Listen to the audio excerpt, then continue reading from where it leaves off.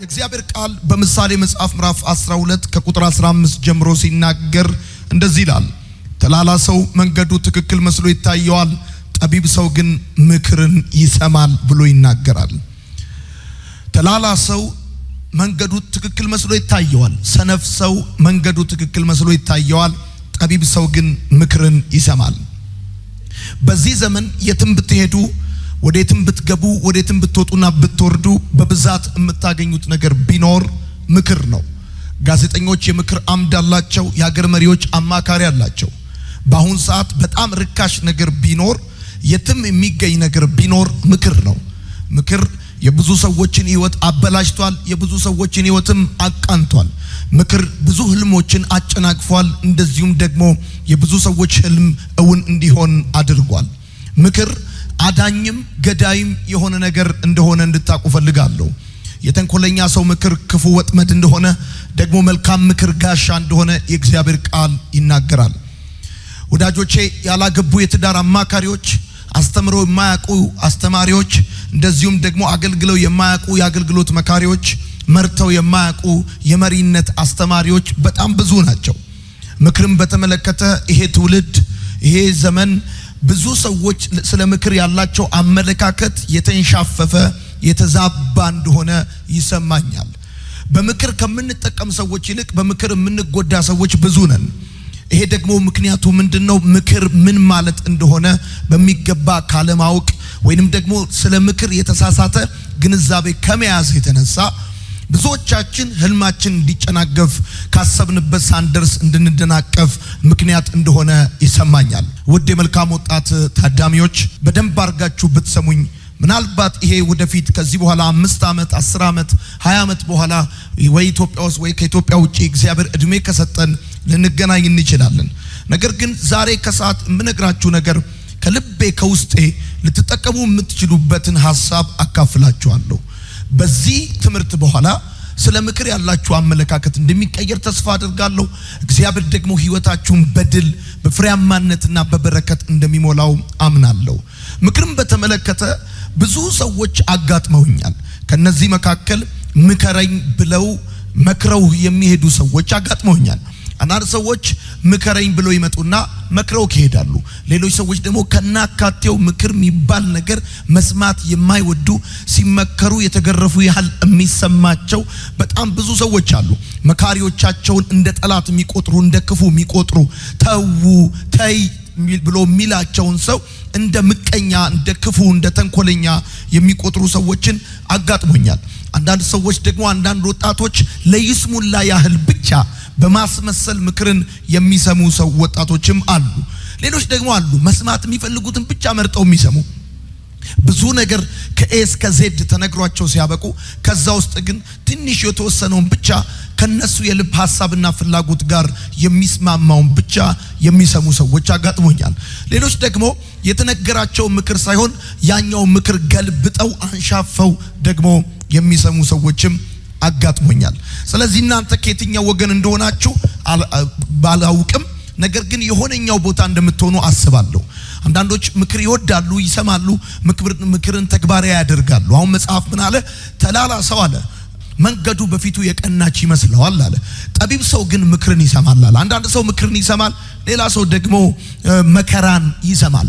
በጣም ብዙ ሰው ሊባል በሚችል ደረጃ ከምክር ከመስማት ይልቅ ከመከራ መስማት፣ ከመውደቅ መስማት፣ ከማጣት መስማት የሚወድ የሚቀናው አይነት ሰው እንዳለ አስባለሁ። በዚህ ውስጥ ያላችሁ ወዳጆቼ ምክር የሚባለውን ነገር ፈጽሞ በህይወታችሁ ልትጠሉት እንደማይገባ ላሳስባችሁ እወዳለሁ። እንዲህ ብላችሁ ጻፉ። ምክር አዳኝም ገዳይም ሊሆን ይችላል። ምክር አዳኝም ገዳይም ሊሆን ይችላል። መልካም ምክር እንደ ጋሻ ነው ይላል መጽሐፍ። መልካም መካሪ ያገኘ ሰው፣ መልካም ምክር የገጠመው ሰው ጋሻ ይሆንለታል። ከጥፋት ከውድቀት ከእንባ አላስፈላጊ ጉዳት ራሱን የሚጠብቅለት ነገርም ሊሆን ይችላል። ምን ምክር? ምክንያቱም መልካም ምክር ይላል እንደ ጋሻ ነው። አያችሁ ጋሻ ከጥቃት ራሳችሁን የምትከላከሉበት እንደሆነ ወዳጆቼ ወጣቶች የሆናችሁ ካላስፈላጊ ዋጋ መክፈል፣ ስብራት፣ ሐዘን፣ መውደቅ እና ጊዜውን ካልጠበቀ ሞት መትረፍ ከፈለጋችሁ በህይወታችሁ በጣም መሳኙ ነገር ቢኖር ምክር እንደሆነ አስባለሁ። እንደዚሁም ደግሞ ክፉ ምክር እንደ ወጥመድ ነው ብሎ ይናገራል። አያችሁ በክፉ ምክር ተይዘው የቀሩ ህልማቸው የተጨናገፈባቸው በብዙ የህይወት መንገድ ምስቅልቅል ውስጥ የገቡበት በጣም ብዙ ሰዎች አሉ። የሆኑ ሰዎች በምክር ሲያልፍላቸው ሌሎች ደግሞ በምክር አልፎባቸዋል። የሆኑ ሰዎች በምክር ድል ሲያደርጉ ሌሎች ደግሞ በምክር ምክንያት ተሸንፈዋል። ሌሎች ሰዎች በምክር ፍሬያማ ሲሆኑ ህይወታቸው ሲስተካከል ሲሻሻል፣ ሌሎች ደግሞ በክፉ ምክር ወጥመድ ተይዘው ከህይወትና ከበረከት እንደጎደሉ ማየት መመልከት ይቻላል። ወዳጆቼ ሁለት ለማኞች በአንድ ላይ ተቀምጠው ሲነጋገሩ እንደዚህ ያሉ። ሁለቱም ከሰው ይለምናሉ። ሁለቱም ጠዋት ወጥቶ ማታ ይገባሉ። ሁለቱም የሰው እጅ ነው የሚጠብቁት። እና አንደኛው ለማኝ ሲናገር እንደዚህ ያለ፣ እኔ በህይወቴ ዘመን ሁሉ የማንንም ምክር ሰምቼ አላውቅም አለ። ሌላኛው ደግሞ እንደዚህ ያለ፣ እኔ ደግሞ በህይወቴ ዘመን ሁሉ የሁሉንም ሰዎች ምክር እሰማ ነበር ብሎ አለ። በተሳካላቸውና ባልተሳካላቸው ሰዎች መካከል ያለው ልዩነት ሁለት ነው። የተሳካላቸው ሰዎች ምክርን ይሰማሉ። እንደገና ደግሞ ሁሉንም የሚነገራቸውን ሁሉ አይሰሙም። ያልተሳካላቸው ሰዎች ደግሞ አንደኛ ምክርን አይሰሙም፣ ሁለተኛ የሚነገራቸውን ሁሉ ይሰማሉ። በእነዚህ በሁለት ለማኞች መካከል ያለው ልዩነት ገንዘብ አይደለም። ሁለቱም ለማኞች ናቸው። ሁለቱም ከሰው እጅ የሚጠብቁ ናቸው። ታዲያ እነዚህን ሁለት ሰዎች ምን እንዳደረጋቸው ሲባል አንደኛው አለመስማቱ ሲሆን ሁለተኛው ደግሞ ሁሉንም ነገር መስማቱ ሁለቱንም አንድ አይነት አድርጓቸዋል። ወዳጆቼ ምክርንም አለመስማት ምክርንም ሁሉ መስማት ሁለቱም አደጋ በህይወታችሁ ሊያመጣ እንደሚችል ማወቅ መቻል አለባችሁ። የተሳካላቸው ሰዎች ምክርን የሚሰሙ ናቸው። እንደዚሁም ደግሞ በሁለተኛ ደረጃ የተነገራቸውን ሁሉ ግን የማይሰሙ ናቸው። ያልተሳካላቸው ሰዎች የወደቁ ህልማቸው ሐሳባቸው ሁሉ የተዘበራረቀባቸው ሰዎች ደግሞ አንደኛ ምክርን አይሰሙም፣ ሁለተኛ ደግሞ በተቃራኒው የሁሉንም ሰው ምክር ደግሞ የሚሰሙ አሉ። መንገድ ላይ፣ ካፌ ውስጥ፣ አውቶቡስ ውስጥ፣ የተለያየ ቦታ ላይ ያገኛቸው ሰው ሁሉ የሚሰሙ መርጠው የማይሰሙ በጣም ብዙ ሰዎች አሉ። በእነዚህ 5 ቀናቶች ውስጥ እንኳን ማን እንደሆነ ከየት እንደመጣ ምን ፍላጎት እንዳለው የማታውቁት መካሪ እዚህ ግቢ ውስጥ እንዳጋጠማችሁ ተስፋ አደርጋለሁ። ስለዛ ጉዳይ ዕውቀት ይኑረው አይኑረው፣ ልምድ ይኑረው አይኑረው፣ ያንን ጉዳይ ምን እንደሆነ እንኳን ሳትረዱ በጣም ብዙ ሰዎች በቀላሉ ሊሰጧችሁ የሚፈልጉትና የሚቀላቸው ነገር ቢኖር ምክር ነው። ስለዚህ እንደዚህ ብላችሁ ጻፉ። የተሳካላቸው ሰዎች ምክርን የሚሰሙ ናቸው። አንደኛ የተሳካላቸው ሰዎች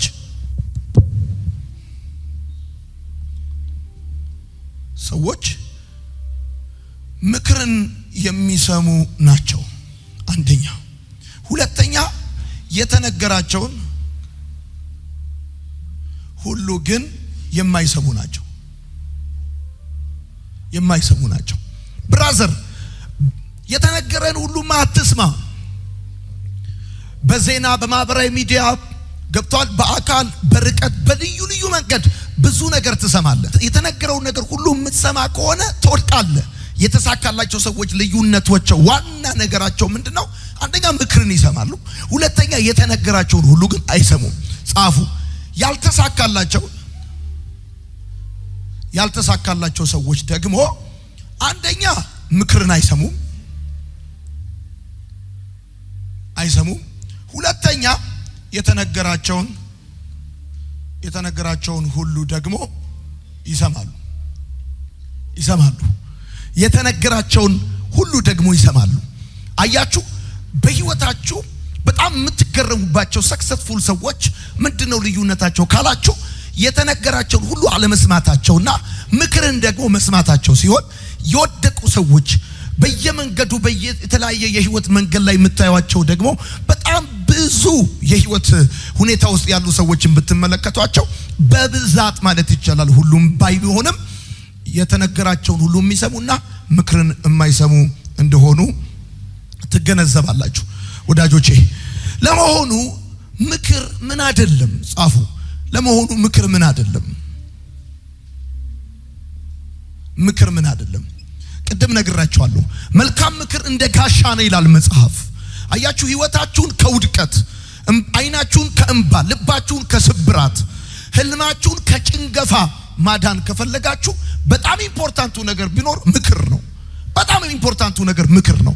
ስለዚህ ምክር ምን አይደለም የምትሉ ሰዎች ካላችሁ አንደኛ ጻፉ። ምክር መልካም ምኞት አይደለም። መልካም ምኞት አይደለም። አንደኛ መልካም ምኞት አይደለም። መልካም ምኞት አይደለም። የአዲስ ዓመት ወይም ደግሞ የበዓል እና እንደዚህ የመሳሰሉ መልካም ምኞቶች አሉ።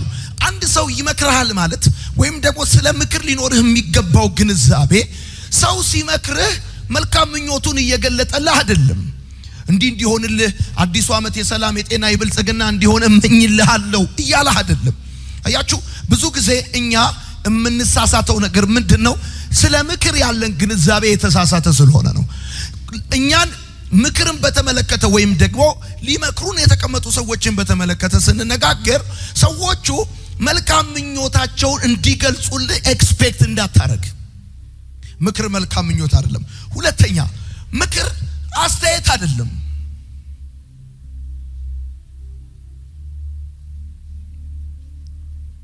ምክር አስተያየት አይደለም። ምክር አስተያየት አይደለም ወዳጆቼ፣ ምክር አስተያየት አይደለም። በነገራችን ላይ አስተያየትና ምክር መካከል ያለው ልዩነት ምን መሰላችሁ? አስተያየት ፍቃደኝነት በሌለበት ጻፉ። አስተያየት ፍቃደኝነት በሌለበት ልብ ባልተሰበሰበበት ስሜት ባልሰከነበት ሊነገር ይችላል። አያችሁ አስተያየት የሚባለው ጉዳይ ይኸውልህ ስለ ትምህርት፣ ስለ ውሎ፣ ስለ ህይወት፣ ስለ መውጣት፣ ስለ መግባት፣ ስለ ተለያዩ ጉዳዮች አስተያየት ሰዎች ሊሰጡ ይችላሉ። አስተያየት ይሰጣዋል ማለት ግን በአስተያየትና በምክር መካከል ያለው ልዩነት ምንድነው? አስተያየት ፍቃደኝነት በሌለበት ልብ ባልተሰበሰበበት ከዛ ስሜት ባልሰከነበት ሊነገር ይችላል። ነገር ግን ጻፉ እንደዚህ ብላችሁ ነገር ግን ምክር ፍቃደኝነት ባለበት የሚነገር ቃል ነው። ስሜታዊነት በሰከነበት ልብ በተሰበሰበበት የሚነገር ቃል ነው ምክር። በአስተያየትና በምክር መካከል ሰፊ ልዩነት አለ። መጽሐፍ ምን አለ? ተላላ መንገዱ በፊቱ የቀናች ትመስለዋለች፣ ጠቢብ ሰው ግን ምክርን ይሰማል አለ። አሁን በደንብ አድርገህ ስማኝ። ምክር የጠቢብ ሰው ህይወት ነው። በጣም የጠቢብ ሰው ህይወት ምንድነው ካልከኝ ምክር ነው። ኦኬ እዚህ ጋር እንድታቀል የሚፈልገው ነገር ምንድነው? ለምሳሌ አንድ ሰው አስተያየት ይሰጣል ማለት ይሄ አስተያየትና ምክር መካከል ልዩነት አለ። ምክንያቱም አስተያየት ምክር ያልሆነበት ምክንያት ምንድነው? ፍቃደኝነት በሌለበት ሊነገር ይችላል አስተያየት። ሲቀጥል ልብ ባልተሰበሰበበት ስሜት ባልሰከነበት ሊነገር ይችላል ምን አስተያየት። ለምሳሌ ልንገር፣ አንተ ማርሲል ቴሌቪዥን ፌስቡክ ውስጥ ገብተህ ኮሜንት መጻፍ ትችላለህ፣ አስተያየት መስጠት ትችላለህ። አንተ አስተያየት ሰጥተሃል ማለት እኛ ፍቃደኝነት የልብ ፍቃደኝነት ከሌለ በስተቀር እናረጋዋለን ማለት አይደለም። አንተ ተቃውሞሃል ማለት ወይም ደግፈዋል ማለት ይሆናል ማለት አይደለም። ለምሳሌ ብድግ ብለህ ይሄን ቤት ለምንድን ነው ነጭ ማትቀቡት ብለህ አስተያየት ልሰጥ ትችላለህ። ምክር የሚሆነው ግን አየህ ፍቃደኝነት ባለበት ልብ በተሰበሰበበት ስሜት በሰከነበት የሚነገር ቃል ነው ምክር። አሁን የብዙዎቻችን ችግር ምንድነው? ምክር የምንሰማ እንመስላለን፣ ነገር ግን ፍቃደኝነት የለንም። የብዙዎቻችን ችግር ልባችን ባልተሰበሰበበት ሁኔታ ነው ምክር የምንሰማ የምንመስለው። ጥሩ ቤተሰቦች ያላችሁ እንደው የተረፈ ነገር እንኳን ባይኖራችሁ ልምድ ያላቸው ዕውቀት ያላቸው የናንተን ጉዳት የማይፈልጉ ሰዎች እንደዚህና እንደዛ ብለው ለናንተ የሚነግሯችሁ ሰዎች አሉ። እነሱን የመታ ድንጋይ እናንተን እንዳይመታ፣ ያቆሰላቸው እንዳያቆስላችሁ፣ ይሄ ነገር ትክክል አይደለም ብለው የሚሏችሁ ሰዎች ይኖራሉ። ነገር ግን ማወቅ ያለባችሁ ነገር ምንድነው? ምክር የሚባለው ጉዳይ መልካም ምኞት አይደለም፣ አስተያየት አይደለም። ምን ይፈልጋል? የልብ ፍቃደኝነት ይፈልጋል። ምን ይፈልጋል? የልብ መሰብሰብ ይፈልጋል። የሰከነ ስሜት ይፈልጋል። ሶስተኛ ምክር ምን አይደለም? ሶስተኛ ትችት አይደለም። ለምንድነው ብዙ ጊዜ እኛ ምክርን የምንሸሸው? ምክር የሚመስለን ትችት ነው። ሰዎች ይሄ እንደዚህ ነው፣ ይሄን ብታረገው እንደዚህ ነው፣ ይሄ ባይሆን እንደዚህ ይሆናል፣ ይሄ ቢሆን ደግሞ እንደዚህ ነው የሚሆነው ብለው ሲሉን ፍቃደኛ ሆነ መስማት የማንፈልገው ምክር የሚመስለን ትችት ይመስለናል፣ ወይም ስድብ ይመስለናል። አራተኛ የበታችነት አይደለም። ምክር የበታችነት አይደለም። አየህ፣ ምክር የጠቢብ ሰው ህይወት ነው። አንተ ምክርን ትሰማለህ ማለት የበታችነ አታቅም ወይም ደግሞ አቅም የለህም ባዶ ነህ ማለት አይደለም። ምክርን ትሰማለህ ማለት አንተ ጠቢብ ነህ ማለት ነው እንጂ የበታችነህ ማለት አይደለም። አሁን የመጀመሪያው ችግር እሱ ነው። ሰዎች ምክርን ገንዘባቸው ማድረግ የማይፈልጉበት ምክንያት ምክር የበታችነት ማነስ ይመስላቸዋል። ምክር ማነስ አይደለም፣ የበታችነት አይደለም፣ አላዋቂነት አይደለም፣ መበለጥ አይደለም። ምክር መበለጥ አይደለም። ጻፉ፣ መበለጥ አይደለም ምክር። ምሳሌ ከእናት ጋር ትመካከራለህ፣ ከአባት ጋር ትመካከራለህ፣ ከሚስት ከባል ከወንድም ከታላቅ ከታናሽ ጋር ትመካከራለህ። ምክር የሚባለው ጉዳይ የበታችነት አይደለም፣ መበለጥ አይደለም። አምስተኛ ትእዛዝ አይደለም።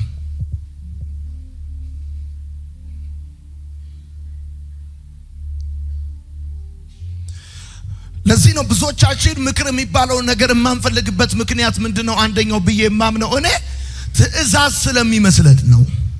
ስድስተኛ ፍርድ አይደለም። ምክር ፍርድ አይደለም ምክር።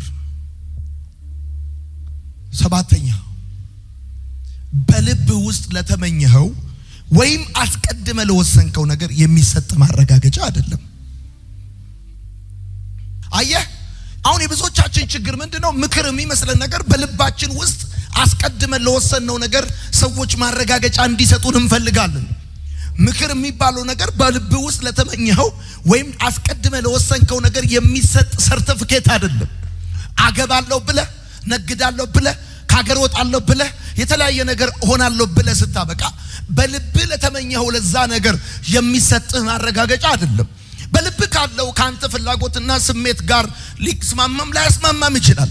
ልክ ነው ያልከው ልክ አይደለም ልትባል ትችላለህ። ልክ አይደለም ያልከው ልክ ነው ልትባል ትችላለህ። አየህ፣ ምክር የሚባለው ነገር የሚመስለን እኛ ለፈለግነው ነገር የሚሰጥ ሰርቲፊኬት የሚሰጥ ማረጋገጫ ይመስለናል። ምክር እንደሱ አይደለም ወዳጆቼ።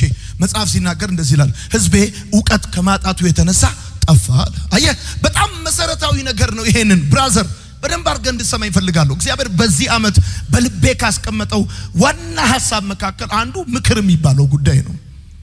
እኔ ራሴ ከዚህ በፊት የሚመስለኝ ነገር ምንድነው? ምክር ማለት መበለጥ የበታችነት ይመስለናል። ምክንያቱም ደግሞ ሲነገረን ታውቃላችሁ ስሜት በጋለበት ነው ብዙ ጊዜ የሚነገረን። በኖርማሉ ጊዜ፣ በሰላሙ ጊዜ፣ በፍቅር ጊዜ ስለማይነገረን በተለይ በአብዛኛው እኛ ኢትዮጵያኖች የምንመከረው ስንጣላ፣ የሆነ ችግር ሲፈጠር፣ የሆነ ነገር ሲመጣ ነው። ቁጭ አድርጎ ንዴት ውስጥ ሆኖ እንዲያታርግ እንዲያርግ እንደዚህ ነው እንደዛ ነው ምናም ብሎ ሰው የሚነግረን ችግር ውስጥ ስሜት በጋለበት ጊዜ ነው። ግን እሱ አይደለም ምክር። ምኞት አይደለም፣ የምኞት መግለጫ አይደለም፣ ትችት አይደለም፣ ትእዛዝ አይደለም፣ ፍርድ አይደለም። አንድ ሰው እየመከረክ ወይም ደግሞ ምክር የሚባለው ነገር ገንዘብ ለማድረግ ስትፈልግ ያ ነገር ማለት በቃ አንተ ላይ ጀጅመንት ይሄ ፍርድ እየተፈረደብህ አይደለም ወዳጄ። ሰይጣን ራሱ ምክር መጽሐፍ እንደሚናገር ብዙ ምክር ባለበት ድል አለ ይላል። አየህ፣ ሰይጣን ያውቃል አሸናፊ እንዳትሆን ይፈልጋል። እና ስለ ምክር ይሄንን ነገር በደንብ እንድታውቅ ፈልጋለሁ። ታዲያ ምክር ይሄ ካልሆነ ምክር ምንድነው? ጻፉ። ምክር ምንድነው? አንደኛ የድል ካርታ ነው። በነገራችን ላይ በደንብ አድርገህ ስማኝ።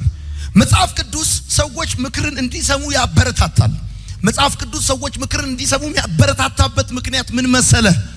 እያንዳንዱ ሰው የራሱ ማየት የተሳነው ክፍል አለው። እያንዳንዱ ሰው የራሱ ማየት የተሳነው ፓርት አለው። አየቱንም ያህል አንተ አዋቂ በጣም የተማርክ ጎበዝ ጥሩ ጭንቅላት ያለ ብትሆንም ስለ ራስህ አንተ ራስህ ማየት የተሳነ የህይወት ክፍል አለ። ስለዚህ እግዚአብሔር አምላክ በሌሎች ሰዎች ተጠቅሞ በአንተ ህይወት ውስጥ መስራት የሚፈልጋቸው ስራዎች አሉ። እኔ ዮናታን አክሊሉ የቱንም ያህል አገልጋይ ብሆን ጎበዝ ብሆን ጠንካራ ብሆን ነገር ግን ማየት የተሳነኝ የራሴ ደግሞ ክፍል አለኝ። ለምሳሌ እኔም ብትጠይቀኝ አይደለም በሌላው በኮንስትራክሽን በፋይናንስ በቴሌቪዥን በተለያየ ጉዳይ አይደለም በአገልግሎት ውስጥ እንኳን ማየት የተሳነኝ የራሴ የሆነ ክፍል አለኝ። አየህ ከኔ በላይ 30 40 ዓመት 50 ዓመት ያገለገሉ ሰዎች አሉ። ከኔ በላይ ብዙ ዋጋ የከፈሉ ሰዎች አሉ። ሁሉም ሰው ስለራሱ ማየት የተሳነው የህይወት ክፍል አለው። ይሄን ማወቅ አለብህ። ይሄን ማመን አለብህ። በቃ አንተ ማለት ተምረሃል ዲግሪ አለ አንተ አራዳነ ጎበዝነ መናሪያን ያደከው ምናምን ብልጥነ ነገር ቶሎ ይገባል። ይሄ ሁሉ አሪፍ ነው። ይሄ ሁሉ ማለት ግን አንተ 360 ዲግሪ ማየት ትችላለህ ማለት አይደለም ማለት አይደለም። ለዚህ ነው መጽሐፍ ቅዱስ ሰዎች ምክር እንዲሰሙ የሚያበረታታቸው። ለዚህ ነው በደንብ አድርገህ ስማኝ። ምክር ማለት የድል ካርታ ነው። ምን ብታረግ እንደሚሳካልህ ምን ባታረግ እንደማይሳካልህ አንድ ጀነራል ወደ ውጊያ ከመሄዱ በፊት በድንኳኑ ከገዛ ወታደሮቹና አማካሪዎቹ ጋር እንደሚመካከር ልክ እንደዛ ምክር ማለት የድል ካርታ ነው። ለዚህ ነው መጽሐፍ ሲናገር እንደዚህ ያለ ብዙ ምክር ባለበት ድል አለ፣ ቪክቶሪ አለ። ማሸነፍ ከፈለክ ድል ማድረግ ከፈለክ መበለጥ ካልፈለክ በሚቀጥለው 2018 መስማት ያለብህ ነገር ቢኖር ምክር ነው። ለህይወትህ ቦታ መስጠት ያለብህ ነገር ቢኖር ምክር ነው። ጆሮህን መዝጋት፣ ልብህን ማደንደን፣ አይንህን መጨፈን ጉብዝና አይደለም። ብዙዎቻችን ትዕቢት ጉብዝና ይመስለናል። ነገር ግን ዲያብሎስን ያዋረደ ናቡከደነጾርን ሳር ያስበላ መላእክትን ርኩሳን መናፍስት ያደረገ ነገር ቢኖር ትዕቢት ነው። ልብን መዝጋት፣ አይንን መጨፈን፣ ጆሮ መድፈን ያዋርዳል። እንድትበለጥና እንድትሸነፍ ያደርጋል እንጂ ውጤታማ አያደርግህ። ይህንን መልእክት ስናገር ይህን መልእክት በተመለከተ ከዚህም አልፎ በማርሴል ቴሌቪዥን የሚሰማ ብዙ ወጣት ብዙ ትውልድ እንዲሰማ ፈልጌ ነው በደንብ አድርጌ አተኩሬ የምነግራችሁ። ወዳጆቼ በሰይጣን ተይዘው ከጠፉ ሰዎች በላይ በክፉ ምክር ህልማቸው የጨነገፈባቸው ሰዎች ብዙ ናቸው። ከህይወት ጎዳና ተሰነካክለው የወደቁ ብዙ ናቸው።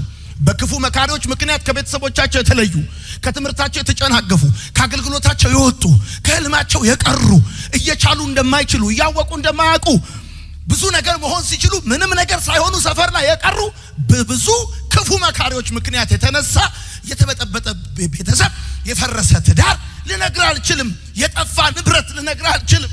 ብዙ ሰው ሀብት ንብረቱን ክብሩን በክፉ ምክር ምክንያት አጥቷል። ያው ምክር ደግሞ መልካም ምክር ሲሆን ደግሞ ጋሻ ነው አለ።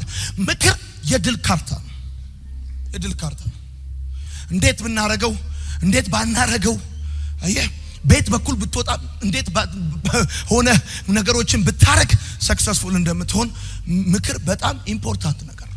ለስልክ ስክሪን ለምትይዘው የሞባይል ሞባይል ዘመናዊ እንዲሆን አይፎን 15 ሲመጣ 16 14 ሲመጣ 15 ለመያዝ እንደምትፈልገው ሁሉ ምክር ለሚባለው ጉዳይ ቦታ ልሰጥ ይገባል። ማንም ሁን ከጠቢቡ ሰለሞን በላይ ግን ጠቢብ አይደለም። ታላቁ ጠቢቡ ሰለሞን የእስራኤል ንጉስ 40 ዓመት እስራኤልን የመራ የጥበቃውን ወንበር ወርቅ ያለበሰው ሰለሞን እንኳን አማካሪዎች ነበሩት። የሳባን ንግስት እንቆቅልሽ የፈታ የብዙ ሰዎችን እንቆቅልሽ የመለሰ ሰለሞን እንኳን አማካሪ ነበረው። ማንም ልትሆን ትችላለህ። አይደለም አንተ አካውንቲንግ ማቴማቲክስ እና ፊዚክስ የተማርክ ሰው አይደለም፣ ወይንም ደግሞ የተወሰነ ሳንቲም የቆጠርክ ሰው አይደለም። ማንም ብትሆን የሀገር መሪዎች አማካሪ ያላቸው በጣም ብዙ በእያንዳንዱ ድል ሰክሰስና ከፍታ ጀርባ ብትመለከት ምክር አለ። አንዱ ሰይጣን የብዙ ሰዎችን የብዙ ወጣቶችን ህይወት የሚያበላሽበት ነገር ቢኖር ለምክር ያላቸውን አመለካከት ያንሸፍፈዋል። ሲመከር ልክ የተገረፈ ያህል ይሰማዋል፣ ልክ እንደተሸነፈ ያህል ይሰማዋል፣ እንደተናቀ ያህል ይሰማዋል። ምክር ማለት ግን መናቅ ማለት አይደለም። ሁለተኛ ምክር በመስቀለኛ መንገድ ላይ የቆመ ስኬት ቀስት ነው። የስኬት ቀስት ነው። በመስቀለኛ መንገድ ላይ የቆመ የስኬት ቀስት ነው። ምን ምክር? ህይወትክ በጣም ብዙ ጊዜ መስቀለኛ መንገድ ላይ ይቆማል። ላግባ፣ ልስራ፣ ልውጣ፣ ልግባ፣ ምን ላድርግ፣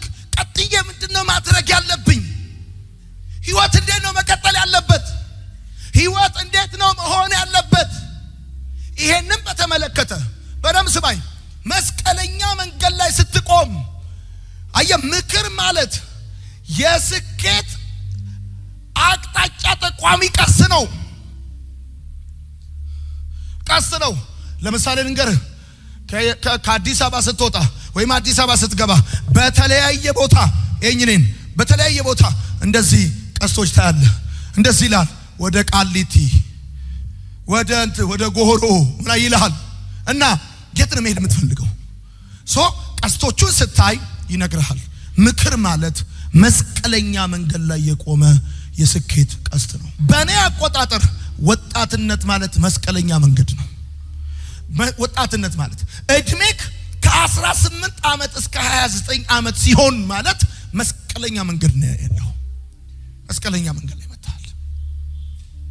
ኦኬ ይኸውልህ፣ አንድ ጊዜ ነው የምትኖረው፣ እንዳትረሳ። ህይወት አይደገምም። አንዴ ነው የምትኖረው፣ አትገርበው። አንዴ ነው የምትኖረው።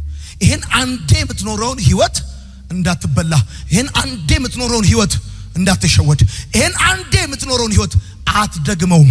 አሜሪካን ሀገር ስትሄድ መንገዶቹ ረዣዥም ናቸው፣ ሰፋፊ ናቸው። እና አንድ ጊዜ አንድ መውጫ ቁጥር ከዘለልክ አልፈ ከሄድክ ዩተርን ሰርተ ለመመለስ ኢቴክስ ታይም፣ ጊዜ ወስድብሃል፣ ዋጋ ትከፍላለህ። በጣም ብዙ ድራይቭ አድርገህ ነው ተመልሰህ የምትመጣው። በተለይ ደግሞ ሃይዌይ ከገባ በኋላ አንድ ጊዜ ለምሳሌ ወደ ቀኝ መውጣት ሲኖርብህ አንዴ ከሄድክ እንደው ዞረ በቀላሉ አትመጣም፣ ዘመን ይፈጅብሃል። በደንብ ስማኝ። ከ18 እስከ 19 ዓመት ያለው የህይወት ጊዜ ማለት መስቀለኛ ነው።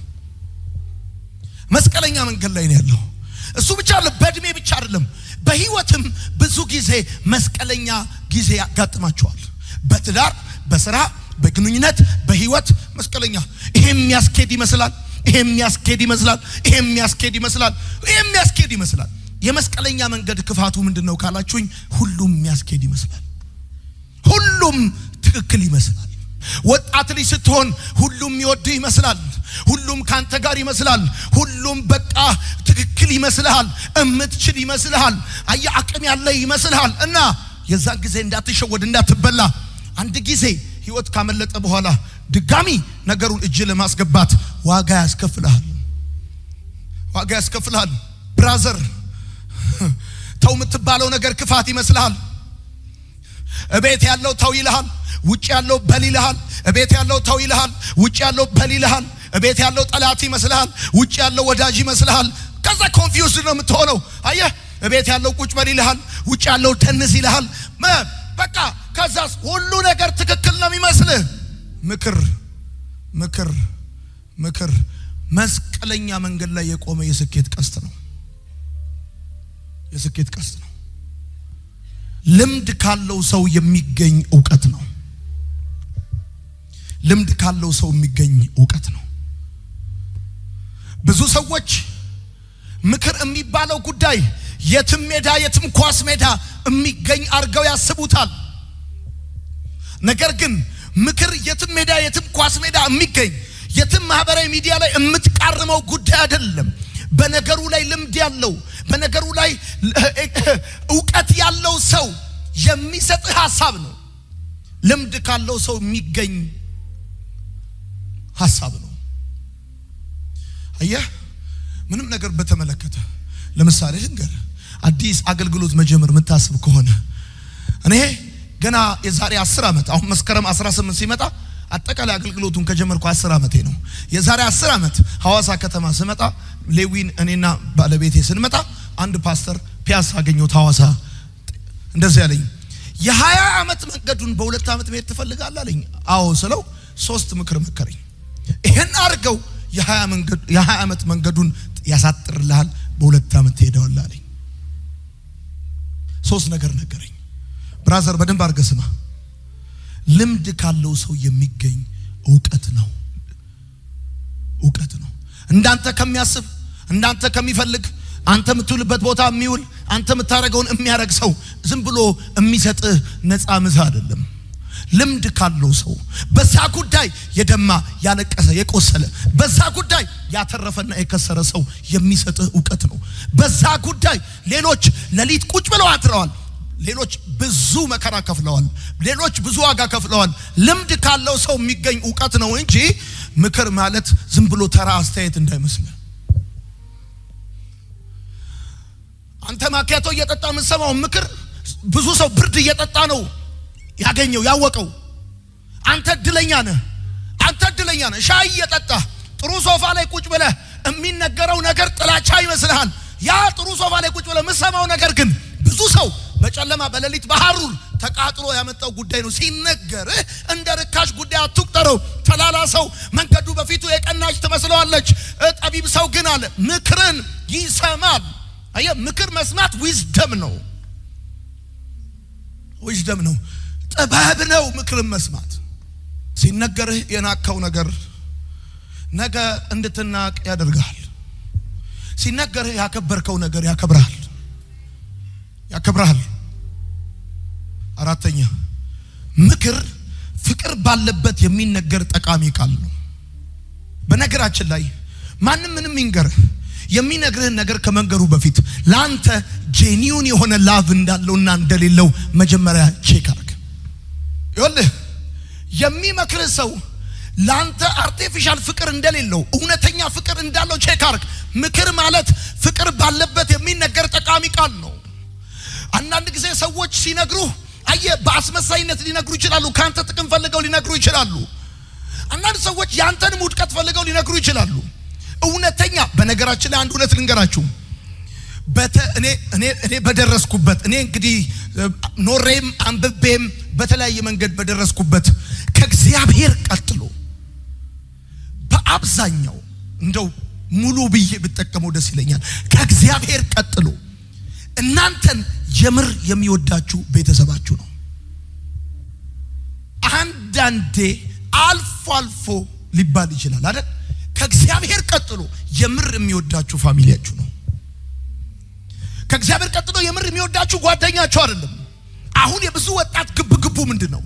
የቤተሰቡን ነገር አይሰማም፣ የጓደኛውን ነገር ይሰማል። በጣም ይገርማል። ብትታመም የማይጸየፍ ታመ በተኛበት የሚያገላብጥ ቮሚትን የሚጠርግ ፖፖ የሚይዝልህ ጓደኛ ሲኖርህ አብሮ አለ። ታጣ የት እንደገባ አታገኘውም።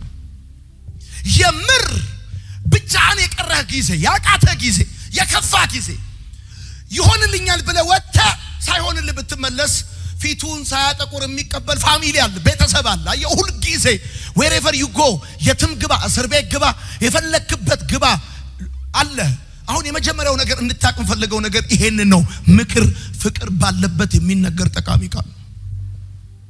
እኛ ግን ጥላቻ ይመስለናል፣ ክፋት ይመስለናል። ወዳጆቼ አምስተኛ ምክር ምንድነው? ምክር የጠቢብ ሰው ህይወት ነው። የጠቢብ ሰው ህይወት ነው።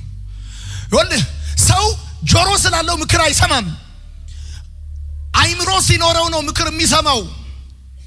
ምክር አለ መጽሐፍ ሲናገር እንደ ጠሊቅ ውሃ ነው አለ። ማስተዋል ያለው ሰው ብቻ ይቀዳዋል አለ። አየህ፣ ምክር የአስተዋዮች ሰዎች ህይወት ነው እንጂ ትልልቅ ጆሮ የዝሆን ኩምቢ የሚያክል ጆሮ ቢኖርህ ምክርን ትሰማለህ ማለት አይደለም።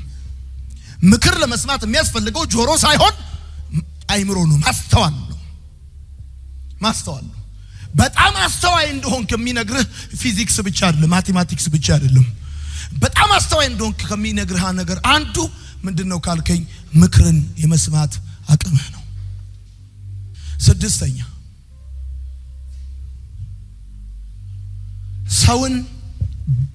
ሰውን በጉልበት ሳይሆን በቃልህ ወደምትፈልግበት ማምጣት የምትችልበት ኃይል ነው። ሰውን በጉልበት ሳይሆን በቃልህ ወደምትፈልግበት ማምጣት የምትችልበት ኃይል ነው። ወዳጄ ጉልበት ከሚሰራው የሚያፈርሰው ይበልጣል። ጉልበት ከሚያቆመው የሚጥለው ይበልጣል። ከሚያቀናው የሚያጣምመው ይበልጣል። ምክር ግን በቀላሉ ያለ ጉልበት ሰውን ወደምትፈልግበት አንድን ማንኛውንም አይደለም ተራ ሰው ንጉስ እንኳን ቢሆን በምክር ወደምትፈልገው ማምጣት ትችላለህ። ኦኬ፣ የምትጽፉ ሰዎች ምክር ለምን ይጠቅማል? ለምን ይጠቅማል? ለምን ይጠቅማል? አንደኛ ስህተቶችን ለመቀነስ። ወጣቶች መሳሳት አይፈልጉም፣ እንደገናም ደግሞ ምክር መስማት አይፈልጉም። ምክርን የሚሰማ ሰው ግን ስህተት ይቀንሳል። የተለመደ ስህተት ከመስራት ይጠብቃል ምክር መስማት። አትሊስት የተለመደ ስህተት አሰራም። ካንተ በፊት ታላቅ ወንድምህ የሆነ ጎረቤት የአካባቢ ሰው የሆነ ሰው የሰራውን ያንን ስህተት ደግማ አሰራም። የተለመደ ስህተት እንዳሰራ ይጠቅማል ምክር። አንዳንድ ጊዜ መንገድ ላይ መኪና ስትነዱ አይታችሁ ከሆነ የሆኑ ሰዎች ይሄዱና ተመልሰው ይመጣሉ። ከዛ እንደዚህ ይለዋል፣ ተመለስ ይለዋል። እነሱ ነዳጅ አቃጥለዋል፣ እነሱ ጎማ ጨርሰዋል፣ እነሱ ጉልበት አውጥተዋል። ተመለስ ይለዋል። ችግር መንገድ ዝግ ነው ይለዋል። አይ ብለህ ሂድ እስቲ። ሄደ እዛ ደረሰ ትመለሳለህ። ለምንድን ነው አንተ ወላጆቼ የጨረሱትን ነዳጅ የምትጨርሰው፣ እነሱ የጨረሱትን ጉልበት የምትጨርሰው፣ ወይም ታላላቆቼ ያጠፉትን ጥፋት አንተ ደግመህ የምታጠፋው? ለምን? የምክር ዋና ጥቅሙ ምንድነው? ስህተት ላለመድገም ነው። ሁለተኛ የምክር ጥቅሙ ምንድነው? የምክር ጥቅሙ ምንድነው? በምክር እኔ ምን ላገኝ እችላለሁ? ምን ልጠቀም እችላለሁ በምክር? ሁለተኛ የተሻለ ውሳኔ ለመወሰን ይጠቅማል። የተሻለ በስሜታዊነት በግዴለሽነት ከመወሰን የተሻለ ውሳኔ በምክር መወሰን ትችላለህ። ብዙዎቻችን ከልማችን የተደናቀፍነውና በማንፈልገው የህይወት ነገር ውስጥ የገባንበት ምክንያት ምንድነው? በግዴለሽነትና በስሜታዊነት ስለምንወስን ነው። ነገር ግን ምክር የተሻለ ውሳኔ እንድትወስን ይረዳል። ምንም አይነት ውሳኔ ስትወስን በግዴለሽነትና በስሜታዊነት አትወስን፣ ተናዳ አትወስን። ሶስተኛ ጊዜና ሀብትን ለመቆጠብ ይጠቅማል። ሌሎች ሰዎች በ20 ዓመት የደረሱበትን ጉዳይ አንተ በ2 ዓመት ትደርስበታለህ። ሌሎች ሰዎች በ10 ዓመት ያደረጉትን አንተ በ5 ዓመት ታደርገዋለህ። ማሳጠር ትችላለህ። ሌሎች ሰዎች ብዙ ለፍተው ብዙ ደክመው ከዘራ ሲይዙ መቃብር አፋፍ ላይ ደርሰው ያደረጉትን ነገር አንተ ገና በልጅነት ማድረግ ትፈልጋለህ? ምክር መስማት ነው ያለብህ። ምክር መስማት አለብህ። አራተኛ ዕውቀትን ለማሳደግ ይጠቅማል። አየህ፣ ልምድ ካለው ሰው የሚገኝ ጠቃሚ ዕውቀት ነው ብዬ እንዳልኩ በቀላሉ ምን ብታረግና ምን ባታደርግ ስለ ነገሮች እንዴት እንደሚሰሩና እንደማይሰሩ በቀላሉ በምክር በኩል ዕውቀት ማግኘት ትችላለህ።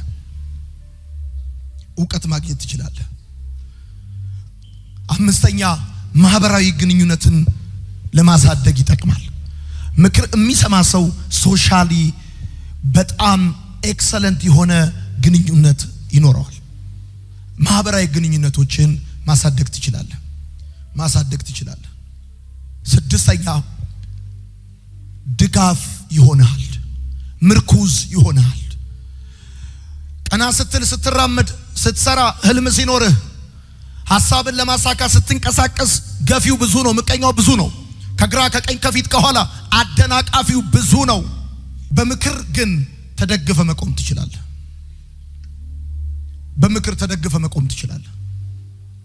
ወዳጆቼ ታዲያ ምክር የሁሉ ጥቅሞች ካሉት ምክር ትርጉሙ ይሄ ከሆነ ሰዎች ለምን ምክርን አይሰሙም? ጻፉ። ሰዎች ለምን ምክርን ይጠላሉ ብላችሁ ጻፉ። አጉል ኩራት፣ ኢጎ፣ በስራ ያልተገለጠ በፈተና ያልታየ በህይወት ያልተፈተነ እንደው ዝም ብሎ አጉል ኩራት፣ ትዕቢት ማለት ትችላላችሁ። ምክርን መስማት የማይወዱ ሰዎች ትዕቢተኞች ናቸው፣ አጉል ኩራተኞች ናቸው። እንደ ገለባ ቢበጠር እፍኝ የሚሆን እጅ የሚሞላ አንዳች የሚጨበጥ ነገር የላቸውም። እንዲሁ በባዶ ብቻ መወጠር፣ ምንም ሳይሰሩ የሰሩ ምንም ሳይሆኑ ምንም የሆኑ የሚመስላቸው አይነት ሰዎች። ምክርን መስማት የጠቢብ ሰው ህይወት ነው። ምክርን አለመስማት ወዳጆቼ ዋንኛ ምክንያቱ ምንድነው? ትዕቢት ነው። በህይወት ያልተፈተነ በመከራ እሳት ያልተፈተነ እንዲሁ ኩንታል ሙሉ ገለባ የሆነ ጉዳይ ማለት ነው። ትዕቢት ነው የመጀመሪያው። ሁለተኛው ምክርን ሰዎች መስማት የሚጠሉት ለለውጥ ዝግጁ አለመሆን ነው። አዲስ ነገር ለመጀመር ትፈልጋለህ? ህልምህን ለማሳካት ትፈልጋለህ? something different የሆነ ነገር በህይወት ዘመን ማድረግ ትፈልጋለህ? ሌጋሲ ያለው አሻራ ያለው ነገር። ወዳጆቼ ስኬት ትላልቅ ኮንፈረንስ ማዘጋጀት አይደለም። ተተምታልፈው ሌጋሲ ነው። ታዲያ ስትኖር ብቻ የሚኖርና ሳትኖር የማይኖር ነገር ለዛ ጉዳይ ብቻ ኖረ ከምታልፍ ለትልቅ ነገር ተዘጋጅታል። ሰው ለለውጥ ካልተዘጋጀ ምክርን አይሰማም። ያው ሆኖ መኖር ያው ሆኖ መሞት የሚፈልግ ሰው ምክር አይሰማም። ድልን፣ ከፍታን፣ ክብርን፣ ህይወትን፣ ብዛትን፣ ፍሬያማነትን የማይወድ ሰው ምክር አይሰማም። ምክር አይሰማም። ሶስተኛ በመከራ ለመመከር በመፈለግ አንዳንድ ሰዎች ምክር መስማት የሚጠሉት ለምንድን ነው? ስለምንም ጉዳይ ከሰው መስማት አይፈልጉም። እሳቱ ካላቃጠላቸው፣ ውሃው ካልወሰዳቸው፣ በራሳቸው ላይ ጠባሳ ካላዩ በስተቀር መማር የሚፈልጉት ከሰው አይደለም ከመከራ ነው። ምከረው እምቢ ካለ መከራ ይምከረው እንደሚል ያገሬ ሰው። አንዳንድ ሰዎች ምክር መስማት የማይፈልጉት ከመከራ መማር ስለሚፈልጉ ነው። ከእናት ከአባቱ መስማት የማይፈልግ አለ፣ ከፖሊስ መስማት የሚፈልግ፣ ከእስር ቤት መስማት የሚፈልግ፣ ከአገልጋይ ከፓስተሮች መስማት የማይፈልግ አለ። ከመከራ መማር የሚፈልግ ነው። አራተኛው የበለጠ እንደሚያውቁ በማሰብ እነሱ አዋቂ፣ ረቂቅ፣ ምጡቅ የህይወት ሁሉ ልክ ከዛ ግን በህይወት ሲፈተን ፍሬ የሌለው የሚጨበጥ የሚዳሰስ ነገር የሌለው እዚህ ግባ የማይባል ጉዳይ ውስጥ ሌላው ሰዎች ምክርን የሚጠሉበት ምክንያት አምስተኛ ምክሩ የሚቀርብበት መንገድ ነው። ብዙዎቻችን ምክር የምንመከረው ስሜታዊነት በነገሰበት ጊዜ ስለሆነ፣ እየተመታን ስለሆነ፣ እየተሰደብን ስለሆነ፣ ጥፋት የጠፋ ጊዜ፣ ልዩነት የተፈጠረ ጊዜ፣ ግጭት የተፈጠረ ጊዜ፣ ጥሩ ባልሆነ ጊዜ ስለሚነገረን ምክሩ የሚነገርበት ጊዜ ማለት ነው። ምክሩ የሚቀርብበት መንገድ ጀጅመንታል ሲሆን፣ ሳውንዱ ትክክል ሳይሆን ሲቀር፣ ጊዜው ትክክል ሳይሆን ሲቀር ሰዎች ምክር እንዲጠሉ ይሆናሉ። አሁን የምክርን የዚህን ትምህርት ከፍ ያለውን ሐሳብ አሁን እንነጋገራለን። እንዲህ ብላችሁ ጻፉ። ጥሩ ሰዎች ነገር ግን መጥፎ ምክሮች ብላችሁ ጻፉ። መጽሐፍ ቅዱስ ሲናገር እንደዚህ ይላል፣ ምክርን ከማይሰማ ሽማግሌ ንጉስ ይልቅ ጠቢብ ድሃ ወጣት ይሻላል ይላል። እንደውም በእግዚአብሔር ቃል ምሳሌ መጽሐፍ ምዕራፍ 20 ቁጥር 18 ላይ ሲናገር ምክርን ጠይቀ እቅድ አውጣ፣ ጦርነት ምትገጥም ከሆነ መመሪያ ተቀበል ይላል። እኔ በህይወቴ ካጋጠሙኝ ነገሮች መካከል አንዱ ምን መሰላችሁ? መግቢያ ላይ እንደነገርኳችሁ መልካም ምክር ጋሻ ነው፣ ክፉ ምክር ግን ወጥመድ ነው እንደሚል መጽሐፍ፣ ምክር አዳኝም ገዳይም ነው እንዳልኳችሁ፣ ጥሩ ሰዎች ነገር ግን ደግሞ መጥፎ ምክሮች እንዳሉ እንድታውቁ ፈልጋለሁ። ለእናንተ የሚያስቡላችሁ የሚወዷችሁ ስለእናንተ በጣም የሚጨነቁ የሚመስሏችሁ ሰዎች ሁልጊዜ ግን ጤነኛ ምክር ይመክሯችኋል ማለት አይደለም። ጓደኞቻችሁ፣ ከዝኖቻችሁ፣ የክላስሜቶቻችሁ፣ የሰፈር ልጆች፣ ሌሎች ወጣቶች፣ ሁሉም ሰው የሚመክራችሁ ምክር ሁሉ ልክ ነው ማለት አይደለም። ወዳጆቼ ጥሩ ሰዎች ነገር ግን መጥፎ ምክሮች አሉ። እነዚህ ጥሩ ሰዎች ለእናንተ ክፉ እንዳይሆንባችሁ ይፈልጋሉ። ለእናንተ ጥሩ እንዲሆንላችሁ ይፈልጋሉ። ቢያልፍላችሁ ቢሳካላችሁ ደስ ይላቸዋል። ነገር ግን ደግሞ እነዚህ ለእናንተ ጥሩ የሚያስቡ ጥሩ የሚፈልጉ ሰዎች፣ ውድቀታችሁን የማይመኙ ሰዎች መጥፎ ምክር ሊመክሯችሁ ይችላሉ አሉ። በዘመናት መካከል እንደነዚህ አይነት ሰዎች አሉ። ምን አይነት ሰዎች? ጥሩ ሰዎች ነገር ግን መጥፎ ምክር የሚመክሩ ሰዎች አሉ። ለኔኮ ጥሩ ነች እሷ፣ ለኔኮ ታስብልኛለች፣ ለኔኮ በጣም እኮ አብሮ አደጌ ነች፣ እንደ እህት በላት፣ እንደ ወንድም በለው፣ እንደ ጓደኛ በለው ሰውን። ለምሳሌ እግዚአብሔር ለአብርሃምና ለሳራ ተስፋ ገባላቸው። ነገር ግን ተስፋው ሳይፈጸም የተወሰነ ጊዜ ቆየ። ከዚህ የተነሳ ሳራ አብርሃምን መከረችው፣ አጋር ጋር እንዲገባ ነገረችው። ወዳጆቼ መጽሐፍ ቅዱሳችሁን ስታጠኑ ሳራ እኮ ተራ ሴት አይደለችም፣ የእምነት ሴት ነች። ተስፋን የሰጠ የታመነ እንደሆነ በእምነት ስለቆጠረች አለ። ሳራ እኮ የእምነት ሴት ነች። አያችሁ፣ አንዳንድ ጊዜ የእምነት ሰዎች እምነት የጎደለው ምክር ሊመክሯችሁ ይችላሉ። መንፈሳዊ ናቸው የምትሏቸው ሰዎች መንፈሳችሁን የሚረብሽ ምክር ሊመክሯችሁ ይችላሉ። ትልልቅ ነገር አሳክተዋል የምትሏቸው ሰዎች፣ ለኔ በጣም ቅርብ ናቸው ያስቡልኛል የምትሏቸው ሰዎች ከእግዚአብሔር የሚለያችሁ ከመንገዳችሁ የሚያደናቅፋችሁ ነገር ሊመክሯችሁ ይችላሉ። በዚህ ዘመን በጣም ብዙ ትውልድ እየተበላ ያለው በክፉ መካሪ ሳይሆን በጥሩ ሰዎች ነገር ግን በመጥፎ ምክሮች ነው። በመጥፎ ምክሮች ነው። አየህ ምክሩን የምትሰማው በእግዚአብሔር ቃል መዝነ ሳይሆን ሰውየው ላንተ ባለው ፍቅር ነው። ሰውየው ባለው ላንተ ስሜት ነው። ካንተ ጋር በቆየው እድሜ ነው። ይጋብዝሃል፣ ብዙ ነገር ያደርግልሃል። እና ወዳጆቼ ሰው ሁሉ የሚነግራችሁ ነገር ልክ ነው ማለት አይደለም። የትኛውንም ነገር ስትሰሙ በእግዚአብሔር ቃል መዝናችሁ ነው። ወዳጆቼ ሳራ ለአብርሃም የመከረችው ምክር ተቀብሎ አብርሃም አጋር ጋር ገባ። ይኸው እስከ ዛሬ ድረስ ጠላትነትን ፈጠረ። የአገር ልጆች በደንብ አድርጋችሁ ስሙኝ። አንዳንድ ጊዜ ሰዎች ይመክሯችኋል በመንገዱ ሳይሆን ባቋራጩ እንድትሄዱ፣ እግዚአብሔርን ከመጠበቅ ይልቅ የራሳችሁን መንገድና ዘዴ እንድትፈልጉ። አንዳንድ ጊዜ ሰዎች ይመክሯችኋል ትዳራችሁን እንድትፈቱ ወይም ደግሞ መፍትሄ ነው ብላችሁ የምትሉትን መንገድ እንድትሄዱ። ወዳጆቼ አብርሃም ሳራ ሚስቱ ነች፣ ደግሞ የእምነት ሴት ነች። የነገረችውን ምክር በተመለከተ ይሄ ምክር ከኛ እግዚአብሔር ለኛ ህይወት ካለው ዓላማ ጋር አብሮ ይሄዳል አይሄድም ወይ ብሎ ፈትኖ መቀበል የነበረበት ማን ነው? አብርሃም ነው። ነገር ግን እንደ እግዚአብሔር ቃል ፈትኖ አልተቀበለውም። አጋር ጋር ገባ፣ እስማኤልን ወለደ። ወዳጆቼ ጠላትነትን ፈጠረ። አንዳንድ ጊዜ በጣም የምታቀርቧቸው ሰዎች አቋራጭ ነው ብለው የሚመክሯችሁ ምክር የህይወት ዘመን ጠላት ይፈጥርባችኋል፣ ችግር ውስጥ ይከታችኋል። እሱ ብቻ አይደለም። የአገሬ ልጆች በደንብ አድርጋችሁ ስሙኝ። ጴጥሮስን ታውቁታላችሁ። ከጌታ ደቀ መዛሙርት መካከል አንዱና ዋነኛው ነው። ጴጥሮስ ጌታ ኢየሱስን ይወደዋል። ወዳጆቼ ጴጥሮስ ለኢየሱስ ተዘቅዝቆ የተሰቀለ ሰው ነው። ይወደዋል ጌታን። እንደዚህ ያለው ጌታ ሆይ አይሁንብህ አለው። መቼ? መከራ ውስጥ ሊገባ ሲል ኢየሱስ ወደ ሞት ሊሄድ ሲል አይሁንባል፣ ሂድ አንተ ሰይጣን አለው ጌታ። አንዳንድ ጊዜ ሰዎች በጣም የሚወዷችሁ ሰዎች አይሁንባችሁ ይሁንላችሁ ምንም ነገር ሊመክሯችሁ ይችላሉ። ነገር ግን ያ ጉዳይ እንደ እግዚአብሔር ቃል መፈተሽ አለበት። በስጋ ዝምድና ትክክል የሚሆን ምክር የለም። በአብሮ አደግነት ልክ የሚሆን ምክር የለም። በአንድ ዘር በአንድ ሰፈር ትክክል የሚሆን ምክር የለም። እሱ ብቻ አይደለም። ትዝ ይላችሁ ከነበረ ዳዊት ከሳኦል ሸሽቶ በምድረ በዳ በጫካ በሚኖርበት ጊዜ ሳኦልን ተኝቶ አገኘው። ካንዴም ሁለት ጊዜ ዳዊት ሳኦልን መግደል የሚችልበት አጋጣሚ አግኝቶ ነበረ። ከዳዊት ጋር የነበሩ የዳዊት ሰዎች እንደዚህ አሉት፣ እግዚአብሔር ጠላትን አሳልፎ የሰጠ ቀን ይቺ ነች፣ ግደለው አሉት። ካንዴም ሁለት ጊዜ። ዳዊት ግን እምቢ አለ። አያችሁ፣ እንደዚህ አይነት ምክር የምትመከሩበት ጊዜ አለ። እጃችሁ በደም እንዲቆሽሽ፣ ህሊናችሁ በኃጢአት እንዲጨቀይ፣ መንገዳችሁ በእንቅፋት እንዲሞላ የምትመከሩበት ጊዜ አለ።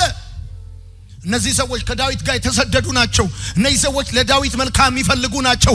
ነገር ግን ዳዊት ወደ ንግስና መምጣት ካለበት በቀባው በእግዚአብሔር በራሱ ሿሚነት ነው እንጂ ደም በማፍሰስ ወደ ዙፋን እንደማይመጣ ገብቶታል። አንዳንድ መካሪ አለ፣ ስራ ማይል ጥሩ አጋጣሚ ነው እናጭበርብር የሚል። አንዳንድ ጓደኛ አለ፣ በአቋራጭ እንሂድ ይላል፣ በሊቢያ እንሂድ ይላል፣ በዛ እንሂድ ይላል፣ ይሄን እናርግ ይላል፣ ያን እናርግ ይላል። አየህ ስታየው ጥሩ ይመስላል፣ ነገር ግን እጅን ያቆሽሸዋል። መጥፎ ምክሮችን ለእናንተ ታማኝ ከሆኑ ሰዎች ሁሉ ልትመከሩ ትችላላችሁ።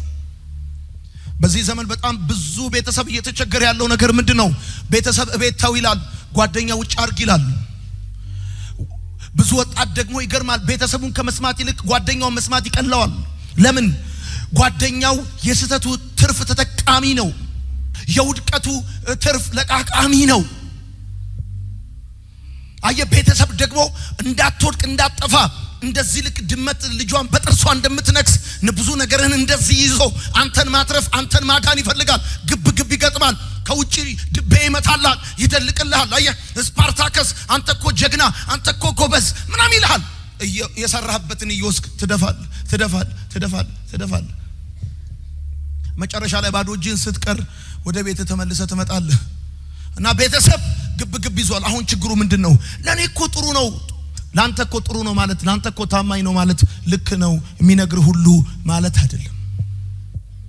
እሱም ብቻ አይደለም ላስታውስ የምፈልገው ትዝ ይልሃል በምስራቅ ይኖሩ ከነበሩ ሰዎች ሁሉ እጅግ ባለጠጋ የነበረ ወደ 33000 የሚጠጉ ንብረቶች የነበሩት ኢዮብ የሚባል ሰው ምን እንደሆነ በማያውቀው ምክንያት ባንድ ጀመር ሁሉ ነገር ሲያጣ ሰውነቱን በከክ ሲመታ በገል ሲያክ ያ ትልቅ ሰው በአንዴ ሲወድቅ ሚስቱ መከረችው እግዚአብሔርን ሰድበ ሙት አለችው። ሰድበ ሙት አለችው። ወዳጆቼ ሰዎች ምንም ይበሏችሁ የሚሏችሁ ነገር ግን መጽሐፍ ከሚላችሁ ቃሉ ከሚላችሁ በተቃራኒ ከሆነ ፈትሻችሁ መቀበል እናንተ ድርሻ ነው። በአንደኛ ነገሥት መጽሐፍ ምዕራፍ 12 ቁጥር 4 ላይ ሮብዓም የሚባል የንጉሥ ሰለሞን ልጅ የነበረ የእስራኤል ሽማግሌዎች በሴኬም እሱን ለማንገስ ተሰበሰቡ ይላል መጽሐፍ ሲናገር። በሴኬም ተሰበሰቡ። ሴኬም የንግድ ከተማ ነች፣ የመማፀኛ ከተማ ነች። ዮሴፍ የተቀበረው በሴኬም ነው።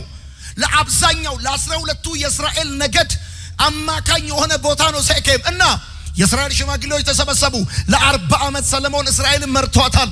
በጣም በልጽጋለች በሰለሞን ዘመን እንደምታስታውሱት። እና የእስራኤል ሽማግሌዎች ተሰብስበው ሮብዓም የሚባለውን የሰለሞንን ልጅ ሊያነግሱት ተሰበሰቡ። ከዛ እንደዚህ ያሉት አባትህ ቀንበር አክብዶብን ነበር አሉት እና እንገዛላለን አቅልልልን አሉት። አያችሁ ሰለሞን እስራኤልን ሲያበለጽጋት በከፍተኛ ግብርና በጉልበት ብዝበዛ ነበረ። ህዝቡ ቀንበር ከብዶበት ነበረ። አያችሁ የአንድ አገር እድገት መለኪያው ኢንፍራስትራክቸር ሳይሆን የፒፕል ሳቲስፋክሽን ነው። እና ከዚህ አንፃር ስትመለከቱት የእስራኤል ሰዎች ሄደው ሮብዓም እንደዚህ ያሉት አባትህ ሰለሞን ቀንበር አክብዶብን ነበር እና እኛ እንድንገዛልህ ካንተ ምን ፈልገው አንድ ነገር ብቻ ነው። ምን? ቀንበር አቅልልልን። በቃ አቅልልልን አሉት። አቅልልልን። ሮብዓም የሚባለው የንጉሥ ሰለሞን ልጅ አንድ መልስ ነው የመለሰላቸው።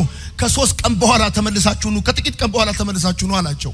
ከዛም ሮብዓም ሄደና የሰለሞንን አማካሪዎች ጠየቃቸው። ሽማግሌዎቹ ቀንበር አቅልልልን እንጂ እንገዛላለን ብለውኛል፣ ምን ላድርግ አላቸው። ከዚህ የምትማሩት ነገር ልንገራችሁ። ሰለሞንን የሚያክል ትልቅ ጥበበኛ እንኳን አማካሪዎች ነበሩት። ከዛ የሰለሞን አማካሪዎች እንደዚህ ያሉት እንዳሉክ አርግላቸው፣ ቀንበሩን አቅልልላቸው ብለው አሉት። እሱ ግን በደም ስሙኝ፣ ሮብዓም ግን የሰለሞን ሽማግሌዎች የሰለሞን አማካሪዎች የነገሩት ምክር በልቡ ካለው ትዕቢት ጋር አብሮ አልሄደለትም፣ አልተስማማለትም በልቡ ካለው ትዕቢት ጋር። ለዚህ ነው በጣም ብዙ ወጣት ምክር እምቢ የሚለው በልቡ ካለው ትዕቢት ጋር ስለማይሄድ አብሮ ስለማይስማማለት ተው የሚባለው ነገር አብሮ አይሄድለትም፣ ደስ አይለውም። ይቅርብ ሲባል በልቡ ካለው ትዕቢት ጋር አብሮ አይሄድም። መጽሐፍ ደግሞ እንደዚህ ይላል፣ ብዙ ጊዜ ተመክሮ አልሰማ ያለ አንገተ ደንዳና አለ ድንገት ይሰበራል አለ፣ ፈውስም የለውም አለ። ከዛ ሮብዓም ያደረገው ነገር እንደዚህ ነው። የሰለሞን አማካሪዎች ቀንበር አቅልልልን ብለውሃል እና በነገራችን ላይ የህዝቡን የኑሮ አውድ የሚያውቁት ህዝቡ ናቸው። ሮብዓም ያደገው ቤተ መንግስት ነው። ይሄንን እሺ ብሎ እንደመቀበልና እንደማድረግ እንደዚህ ያደረገ የሰለሞንን አማካሪዎች በልቡ ካለው ትዕቢት ጋር የመከሩት ምክር አብሮ ስላልሄደ እነሱን ንቆ ጓደኞቹን ሄዶ ምክር ጠየቃቸው። ከዛ ጓደኞቹ እንደዚህ ያሉት እንደዚህ በላቸው፣ ከአባቴ ወገብ ይልቅ እኔ ትንሿ ጣት ትወፍራለች። አባቴ በጅራፍ ገርፏችሁ ከሆነ እኔ በጊንጥ ገርፋችኋለሁ በላቸው አሉት። አየህ ጓደኛህን ምክር አትጠይቀው። ደስ የሚል ነገር ይነግርህና ጠባሳ ይተውልሃል። እንዳንተ የሚያስብ ሰው ምክር አትጠይቅ። እንዳንተ የሚበላ እንዳንተ የሚውል እንዳንተ የሚያረግ ሰው ምክር አትጠይቅ። በልብ ካለው ትዕቢት ጋር የሚስማማ ምክር ይመክርሃል። በልብ ካለው ትዕቢት ጋር የሚስማማ ሐሳብ ነው የሚሰጥህ። የሮብዓም ጓደኞች እኩዮቹ እንደዚህ ያሉት በልቡ ካለው ትዕቢት ጋር የሚስማማ ምክር መከሩት። ከአባቴ ወገብ የኔ ትንሿ ጣት ትወፍራለች። አባቴ በጅራፍ ገርፏችሁ ከሆነ እኔ በጊንጥ ገርፋችኋለሁ በላቸው አሉት። ከዛ እስራኤል ለሁለት ተከፈለ። ይገርምሃል፣ ዋጋ ከፈለ፣ ነገሩን አጣ እና ጦርነት ገጥመን እናስመልስ አለ። አየህ ተናግሮ ያወጣውን ነገር ተዋግቶ ለማስመለስ አሰበ። እንዳይመስልህ እንዳንተ ከሚያስብ ሰው ምክር አትጠይቅ። እንዳንተ መሆን ከሚፈልግ ሰው ምክር አትጠይቅ። እንዳንተ መሆን ከሚፈልግ ያበሳጨዋል። አየህ እጅክ ላይ ያለው ጥቂት ነገር እጅክ ላይ ያለው ያደገ ያለ ነገር ያናድደዋል። እና የሚመክር ምክር ምናልባት በልብ ካለው ስንፍናና ትዕቢት ጋር የሚስማማ ይሆንና ከመንገድ ላይ ያደናቅፋል። አሉ ጥሩ ሰዎች ነገር ግን መጥፎ ምክሮች። ጥሩ ሰዎች ነገር ግን መጥፎ ምክሮች አሉ። ወዳጆቼ የጓደኛ ምክር ሁሌ እንብላ እንጠጣ ነው። የጓደኛ ምክር የኩያ ምክር ሁሉ ጊዜ እንብላ እንጠጣ ነው፣ እንደሰት ነው። እንደንብላ የክፉ ሰው ምክር ታውቃለህ? እንብላ እንጠጣ ነው። ምስኩን ነው በክፉዎች ምክር ያልሄደ አለ መጽሐፍ። የክፉ ሰው ምክር እንብላ እንጠጣ ነው። ሁሉ ጊዜ የክፉ ሰው ምክር ስሜትህን ጣቢያ ነው የሚኮረኩረው። የስሜትህን ጣቢያ ይኮረኩራል። የክፉ ሰው ምክር እሱ ነው። በህይወታችሁ በጣም መጠንቀቅ ካለባችሁ ነገር አንዱ ጥሩ ሰዎች ነገር ግን መጥፎ ምክሮች ነው። ቸርች ውስጥ፣ ስራ ላይ፣ በቤተሰብ፣ በመውጣት በመግባት በተለያየ አቅጣጫ ለናንተ ጥሩ የሚያስቡ በነገራችሁ ላይ ጥሩ ለናንተ የሚያስቡ ጥሩ ሰዎች መጥፎ ምክር ሊመክሯችሁ የሚችሉት እናንተን እንድትወድቁ ለማድረግ ብቻ ላይሆን ይችላል። ምናልባት ከፍርሃታቸው፣ ከራሳቸው ስጋት፣ ከእውቀት ውስንነታቸው ለናንተ ጥሩ ከማሰብ መጥፎ ምክር ሊመክሯችሁ ይችላል። ጥሩ ሰዎች መጥፎ ምክር የሚመክሯችሁ ለናንተ መጥፎ ነው ሳይሆን እነሱ ካላቸው ውስንነት ተነስተው መጥፎ ምክር ሊመክሯችሁ ይችላሉ። በደንብ አድርጋችሁ ስሙኝ። በህይወቴ ምናልባት ከልጅነቴ ጀምሮ ከተቆጠረ ጌታን ከተቀበልኩኝ 32 ዓመት 31 ዓመት ነው መሰለኝ። ግን ራሴን በደንብ ሳቅ ላለፈው 24 ዓመት አንድ ጥያቄ ነበረብኝ። ይሄ ጥያቄ ምንድነው? መልስ ያገኘሁት ከ24 ዓመት በኋላ ነው። እሱ ደግሞ ምንድነው? መጽሐፍ ቅዱስ ላይ ንጉስ ዳዊትን ታውቃላችሁ? የንጉስ ዳዊት አማካሪ የነበረ አኪጦፌል የሚባል ሰው ነበር። አኪጦፌል ምክሩ እንደ እግዚአብሔር ምክር የሆነ የአፉ ቃል መሬት የማይወድቅ አይነት ሰው ነበር አኪጦፌል። ምክሩን ከአኪጦፌል ምክር መጠየቅ ከእግዚአብሔር ምክር እንደመጠየቅ የሆነለት ሰው ነው አኪጦፌል ማለት። እና ይሄ አኪጦፌል አንድ ወቅት ዳዊትን ከድቶ አቤሴሎም በዳዊት ላይ ባመፀ ጊዜ ከአቤሴሎም ጋር ተባበረ፣ ዳዊትን ከዳው። ለምንድን ነው ይሄ ሰውዬ ግን ዳዊትን የከዳው የሚለው ጥያቄ ነበረብኝ። መልሱ እንደዚህ ነው። አኪጦፌል ዳዊትን ሊከዳ የቻለበትና ከአቤሴሎም ጋር ሊያብር የቻለበት ጉዳይ ምንድነው ብላችሁ ስትጠይቁ አኪጦፌል ልጅ ነበረው ኤልያም የሚባል። ኤልያም ማለት ደግሞ ከዳዊት ኃያላን መካከል አንዱ ነበረ። ይሄ ኤልያም ቤርሳቤ የምትባል ልጅ ነበረችው። ባጭር አማርኛ ቤርሳቤ ዳዊት የደፈራት ሴት በሰገነት ላይ ቆሞ ያያት የአኪጦፌል የልጅ ልጅ ነች፣ የኤልያም ልጅ ነች። አኪጦፌል ዳዊት ቤርሳቤህን ስለደፈራት በልቡ ቂም ይዟል። ቀን ይጠብቅለት ነበረ። አሁን መልካም አጋጣሚ ሲጠብቅ ቆይቶ አቤሴሎም የዳዊት ልጅ በዳዊት ላይ ሲያምጽ አኪጦፌል ዳዊትን ከርቶ ከአቤሴሎም ጋር አበረ። ከዛ እንደዚህ ያለው አቤሴሎምን አንድ ምክር መከረው። እንደዚህ ያለው ውጣና አለው የአባትን ሚስቶች በቤተ መንግስቱ ሰገነት ላይ ድፈራቸው አለው። አያችሁ እሱ የልጅ ልጁ ስለተደፈረች የተበቀለው የሚስቶቹን አስደፍሮ ነው። በደንብ አድርጋችሁ ስሙኝ። ምክር ከመስማታችሁ በፊት ስለምትመከሩት ምክር በሰውየው ልብ ውስጥ ምን እንዳለ በመጀመሪያ ማሰብ አለባችሁ። አለበለዚያ የሌላ ሰው መጠቀሚያ መሳሪያ ትሆናላችሁ። ምን ማለት ነው? አቤሴሎም የአኪጦፌል መጠቀሚያ መሳሪያ ነው የሆነው። እንዴት? አኪጦፌል አቤሴሎምን መከረው። ምን ብሎ? የአባትን ሚስቶች ድፈራቸው ብሎ። መጽሐፍ ደግሞ ብሏል የአባትን ሚስቶች ጋር በመተኛት አታሳፍረው ይላል የእግዚአብሔር ቃል ሲናገር። እና አያችሁ አኪጦፌል ቀን ሲጠብቅለት የነበረ በልቡ የተረገዘ ቂም ነበር።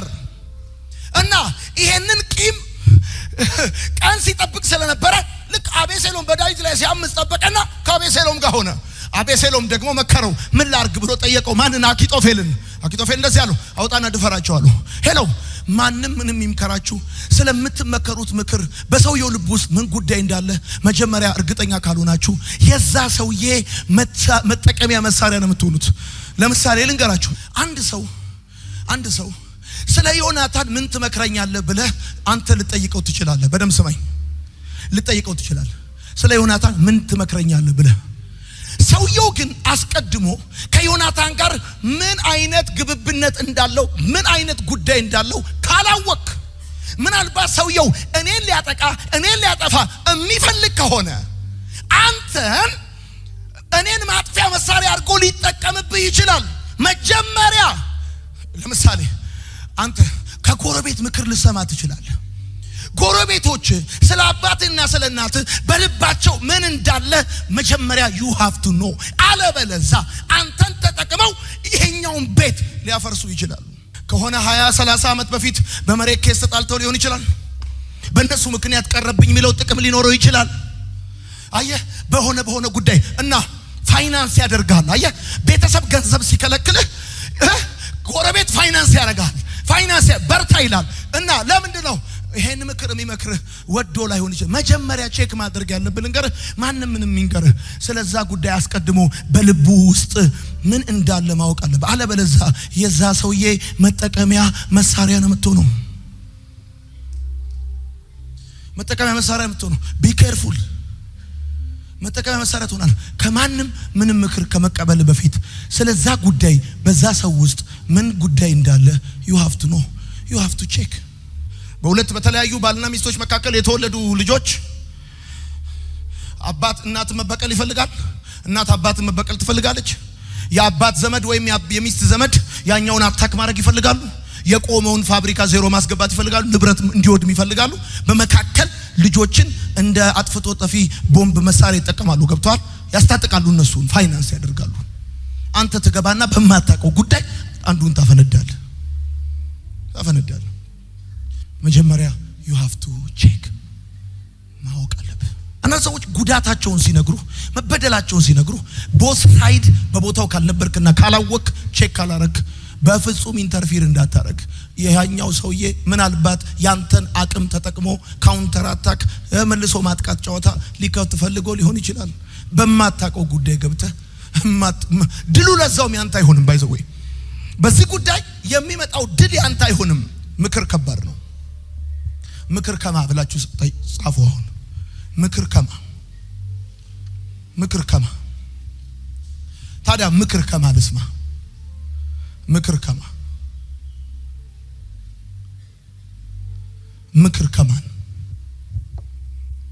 ከማን? አንደኛ ከእግዚአብሔር። እንደ እግዚአብሔር መልካም ስለሌለ እንደ እግዚአብሔር መልካም መካሪ የለም። ድንቅ መካር ኃያል አምላክ። ምክር ከእግዚአብሔር። በርከክበል፣ ግባ ወደ ጓዳ፣ ጠይቀው፣ ጸልይ፣ ቃሉን አንብብ። እንዴት ላርገው በለው፣ ምን ትለኛለህ በለው። ምክር ከእግዚአብሔር። ሁለተኛ ምክር ሁለተኛ ከማይፈሩ ሰዎች። ምንም ነገር ሊነግሩ ከማይፈሩ ሰዎች ምክር ጠይቅ።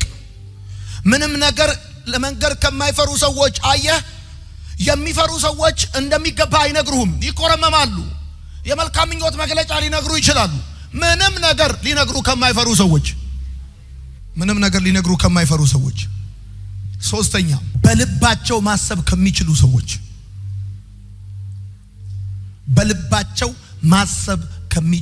ሰዎች። ስሜት ከሰከነበት ቦታ ነው። አየህ አንድ ሰው ነበር ሁሉ ጊዜ የሆነ ጥያቄ ስጠይቀው አሳድረን ነው ይለኛል። አሳድረን ነው። እውነትም አሳድረን ስናየው ይሄ ነገር ሌላ ነገር ይሆናል። አሳድረን ነው ነገርን አሳድሮ ማየት ጥሩ ነው። በልባቸው ማሰብ ከሚችሉ ሰዎች ምክር መስማት ጥሩ ነው። ነገር አፍንጫቸው ላይ ካልሆነ ሰዎች፣ በልባቸው ማሰብ ከሚችሉ ሰዎች ምክር መስማት ጥሩ ነው። አራተኛ በመንፈስ ከሚመስሉ ሰዎች ምክር መስማት ጥሩ ነው። ምክር ከማን እንስማ? በመንፈስ ከሚመስሉ በመንፈስ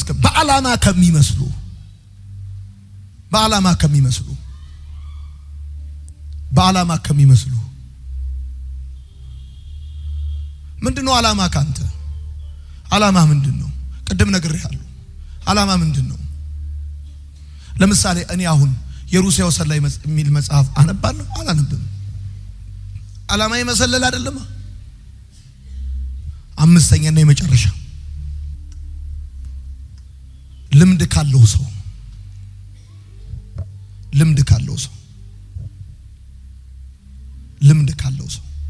እንዲህ ብለህ ጻፍ። እንዳንተ ከሚያስቡ ሰዎች ምክር አትጠይቅ። እንዳንተ ከሚያስቡ ሰዎች፣ እንዳንተ መሆን ከሚፈልጉ ሰዎች ምክር አትጠይቅ። አየህ፣ ስለመቃም፣ ስለመጠጣት፣ ለማጨስ ከፈለክ ምክር ጠይቅ። ምክር ግን መጠየቅ ያለብህ ሰሞኑ ማጨስ ከጀመረ ገና አይደለም ከኖረ።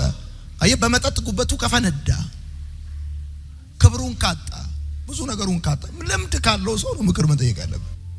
ወዳጆቼ፣ ምክርን ባለመስማት የወደቁ ሰዎች ብላችሁ ጻፉ። ምክርን ባለመስማት የወደቁ ሰዎች፣ የእግዚአብሔርን ምክር ባለመስማት የወደቁ ሰዎች እነማን ናቸው? ይሄን አይተን እንጨርሳለን። የእግዚአብሔርን ምክር ባለመስማት የወደቁ ሰዎች፣ አንደኛ የእግዚአብሔርን ምክር ባለመስማት ከወደቁ ሰዎች መካከል አንደኛው ሰለሞን ነው። ያ ጥበብ የተሞላ እጅግ የበለጸገ ሰው የእግዚአብሔርን ምክር ባለመስማት እንደወደቀ መጽሐፍ ቅዱሳችን ይነግረናል። እግዚአብሔር ትእዛዜን ጠብቅ ብሎት ነበር። ነገር ግን ከባህር ማዶ ሄዶ የጣዖት ቤቶችን ሰራ። ከባህር ማዶ ሄዶ ሴቶችን አገባ። ከዛ ጣዖት አምላኪ ሆኖ ወደቀ። ሁለተኛ ፈርዖን ምክርን ባለመስማት ወድቋል። ሶስተኛ ዮናስ ወደ ነነዌ ሂድ አለው። እሱ ግን ወደ ተርሴስ ሄደ። አሳ ነባሪ ሆድ ውስጥ ከተተው። ሶስተኛው ዮናስ ነው። አራተኛው ሳምሶን ነው። ሳምሶን፣ ዮናስ፣ ፈርዖን፣ ሰለሞን የእግዚአብሔር ምክር ባለመስማት ከወደቁ ሰዎች መካከል ሊጠቀሱ ይችላሉ። የመጨረሻ ምክርን ያለመስማት ውጤቶች ብላችሁ ጻፉ። ሰው ምክርን ባለመስማቱ የሚመጡ ውጤቶች ምንድናቸው? አንደኛ ራስን መጉዳት። ምክርን ባለመስማት የምትጎዳው አንተ ነህ።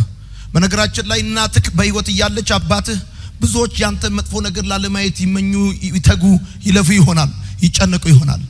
ነገር ግን እነግርሃለሁ፣ ማንም ሰው በአንተ ቆዳ አይቀበርም። አንተም በማንም ቆዳ አትቀበርም። ምክርን ባለመስማት የመጀመሪያውም የመጨረሻውም ተጎጂ አንተ ነህ።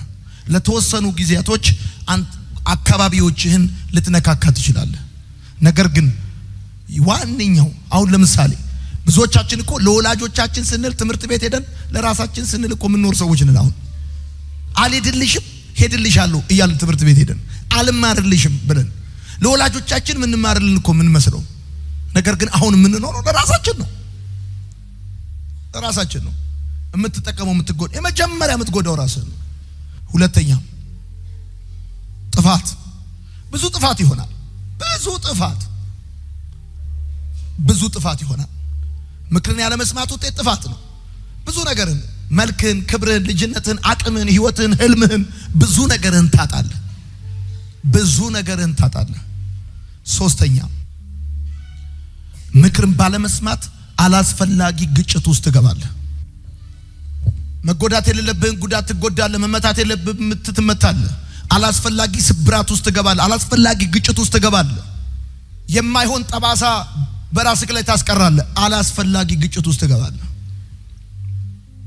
አራተኛ ኪሳራ፣ በብዙ ነገር ትከስራለህ። አትጠራጠር። ይሄ ደግሞ የሚገባ መጨረሻ ላይ ነው። ይገርማል። ብዙ ነገር ካለፈ፣ ብዙ ነገር ከመሸ፣ ብዙ ነገር ካለቀ በኋላ መጨረሻ ላይ ይገባል። ያኔ እሺ ብል ኖሮ ብሰማ ኖሮ ትላለህ። ከባድ ኪሳራ ውስጥ ትገባለህ። አምስተኛ የጤና ችግር፣ ኢቭን ምክርን ባለመስማት የጤና ችግር ውስጥ ሁሉ ትገባለህ።